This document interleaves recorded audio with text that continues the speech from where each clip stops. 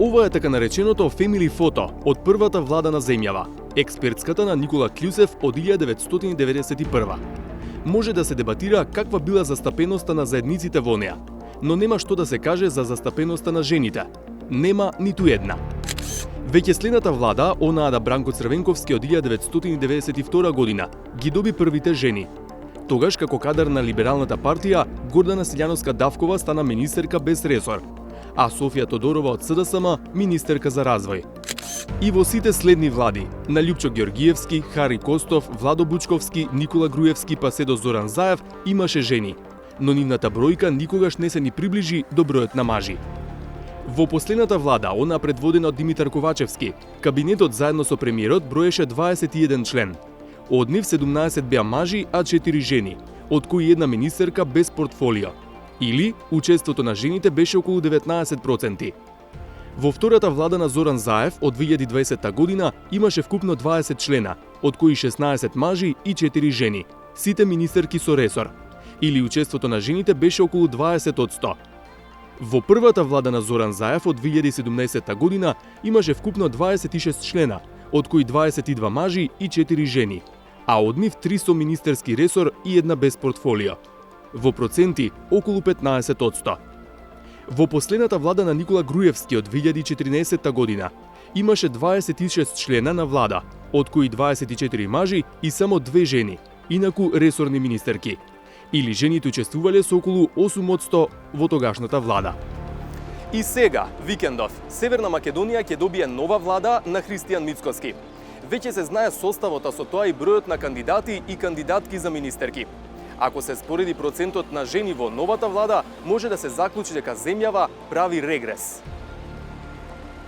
Предлози за министерки во новата влада се Гордана Димитриевска-Кочовска за финансии, Сања Божиновска за енергетика, рударство и минерални суровини и Весна Јаневска за министерка за образование и наука.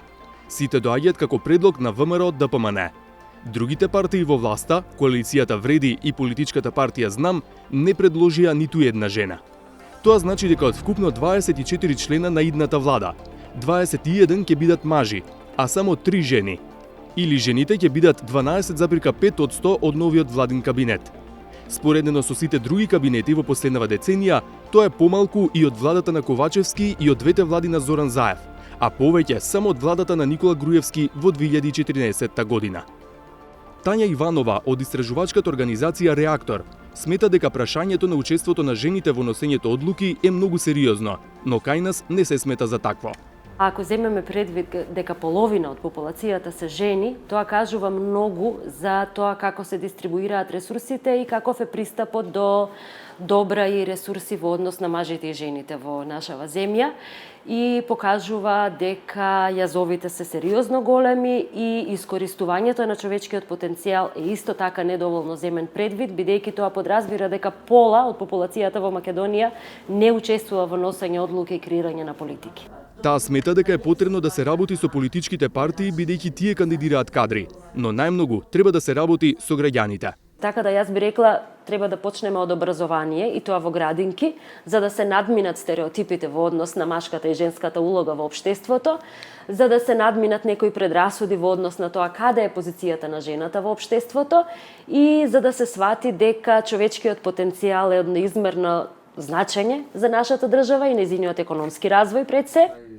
Експертката за родова еднаквост Данила Антоновска смета дека е потребно применување мерки што можеби не звучат многу демократски, но сепак водат кон демократизација.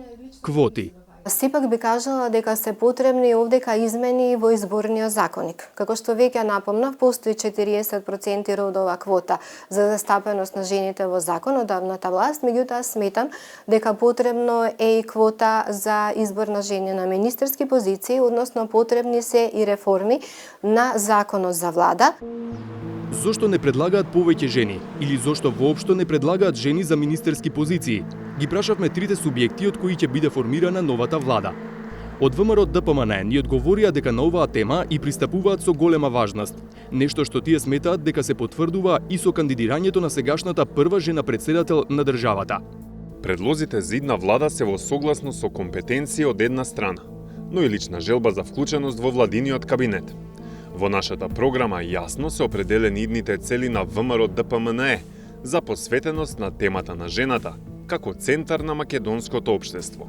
И преку политиките, мерките и еднаквото вреднување ќе го реализираме тоа. Од партијата Знам инсистира да не дадат официјален одговор, туку само коментар во телефонски разговор во кој ни рекоа дека предложиле двајца мажи за идни министри, бидејќи биле квалитетни и дека кадрите не ги делат по род, туку по квалитет. Од коалицијата Вреди пак, кои исто така не предложија жена за воидната влада, вела дека ќе имаат 3 заменички министри и најмалку една жена генерален директор. Не затоа што не веруваме во нивната способност да се справат со предизвиците, туку затоа што во распределбата на првите должности во законодавната и извршната власт кои се во надлежност на ВЛЕН, беа номинирани 3 од лидерите. Не сме среќни со овој податок. Во наредниот период ќе вложиме вонредни напори за балансирање на оваа состојба, особено на престојните локални избори. Ова ветување од Вреди е особено важно. Зошто? Затоа што ако се погледне бројот на жени во владините кабинети од независноста досега, низ призмата на политичка припадност, неизбежен е заклучокот дека е многу поголема резервата кон министерките кај партиите на албанците.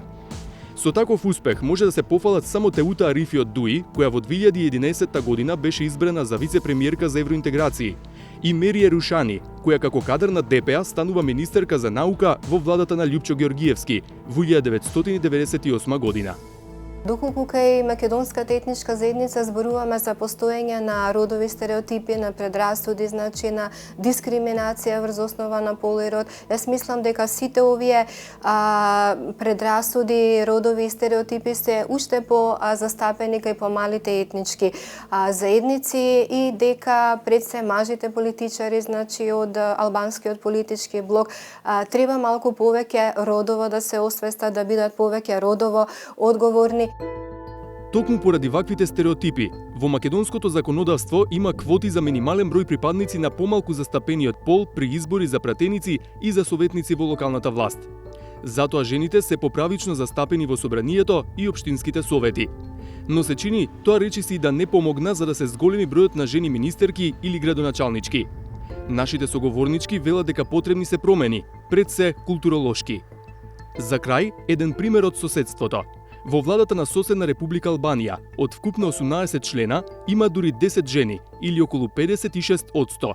Сите ресорни министерки, од кои една е и единствениот заменик на премиерот Еди Рама.